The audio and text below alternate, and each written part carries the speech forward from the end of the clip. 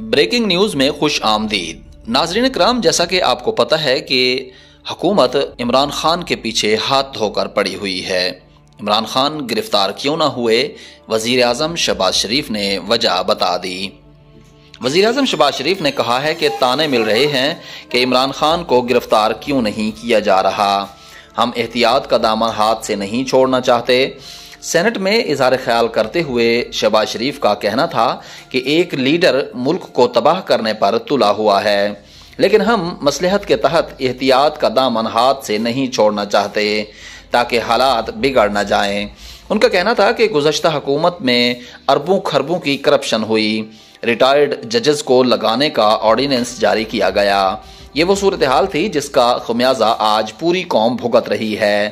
بعض ایسے راز سینے میں دفن ہیں، ان پر بات نہیں کر سکتا۔